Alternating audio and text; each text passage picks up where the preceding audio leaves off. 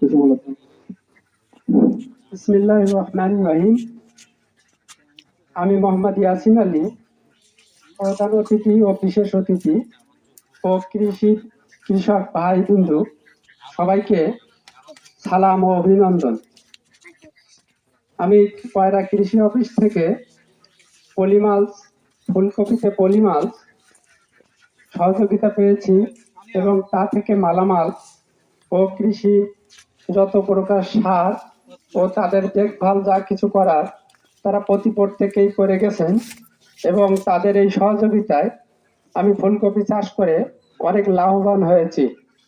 এই আমার ফুলকপির চাষ অনেকেই দেখছে বা এই পলিমালস ব্যবহার করে যে চাষযোগ্য করেছি এতে অনেকেই দেখে আগ্রহী হয়ে সবাই ঝুঁকি নিচ্ছে বা চাষ করার জন্য প্রস্তুতি নিচ্ছে।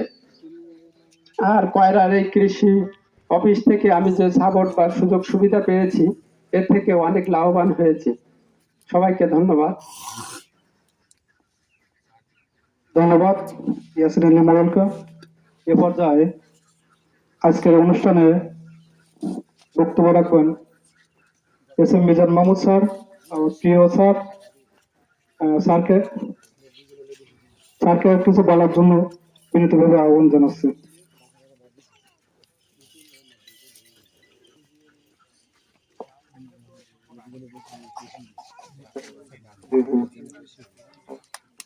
Thank you sir, thank you, sorry sir. আজকে এখানে আপনারা সবাই জানেন এবং অবগত আছেন, এখানে একটা ফুলকপি পলিমালসের সবজি চাষ প্রদর্শনী দেওয়া হয়েছিল। আপনারা অনেকেই দেখছেন। এই প্রদর্শনীটা দেখে আপনার অনেকে করতে আগ্রহী হয়েছেন, আমার সাথে যোগাযোগ করছেন যে আমরা পলিমালসিং কিভাবে পাবো, কিভাবে সংগ্রহ করব, কিভাবে চাষাবাদ করব, এটা আপনারা অনেকে জানতে আমার কাছে চেয়েছেন। তো এই ইয়াসিন আলী মোড়ল এনাকে ক্লাইমেট স্মার্ট প্রকল্পের আওতায় একটা পলিমালসের পদ্ধতিতে সবজি চাষ, নিরাপদ সবজি চাষ, এই প্রদর্শনীটা দেওয়া হয়েছিল। খুব চমৎকার একটা রেজাল্ট পেয়েছিল। ইনি আগে একটা টমেটো করছিল, সেটাও কিন্তু অনেক ভালো হয়েছিল, সে উনি ব্যক্তিগত করছিল, ঠিক আছে। তো পলিমালসে আপনারা পলিমালসের সবজি চাষ করবেন, যেহেতু আপনার আমাদের এখানে লবণাক্ততার পরিমাণ বেশি। আপনার একটু গরমের আবহাওয়া মানে আপনার